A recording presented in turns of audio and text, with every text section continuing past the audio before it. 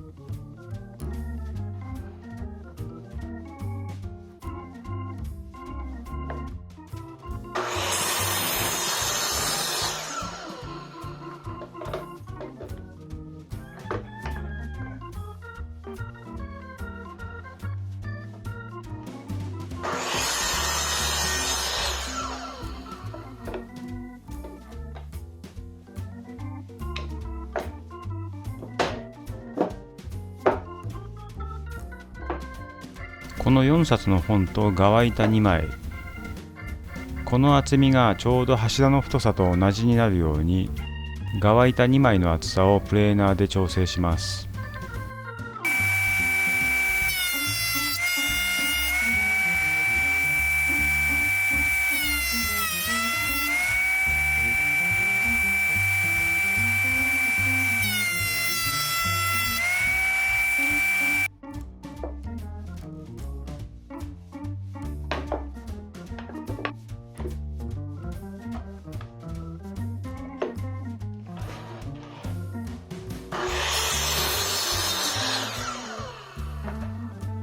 4枚の部材ができたので、このように組み立てるんですが、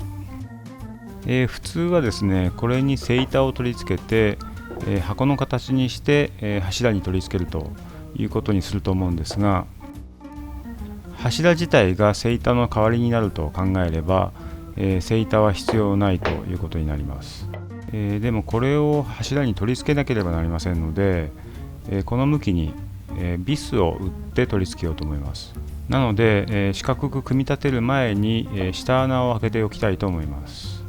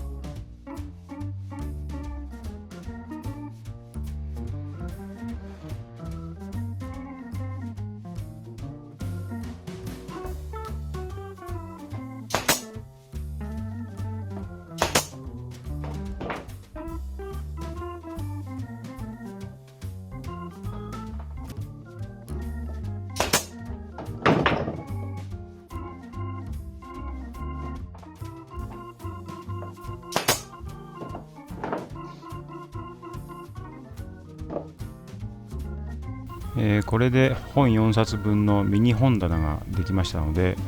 実際に柱に取り付けたいと思います。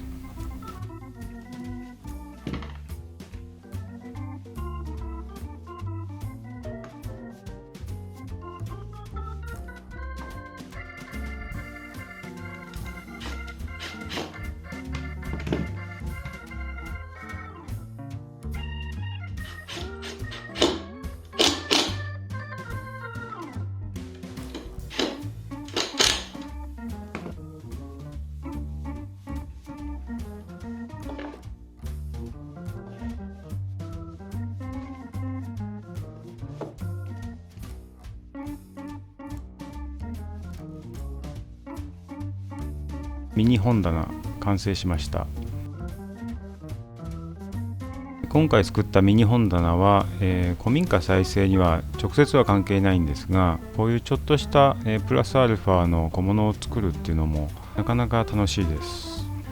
今回の動画はいかがだったでしょうか。これからもですね、このような小物作りの動画も、アップしていきたいと思います。チャンネル登録、高評価、コメントなどよろしくお願いします。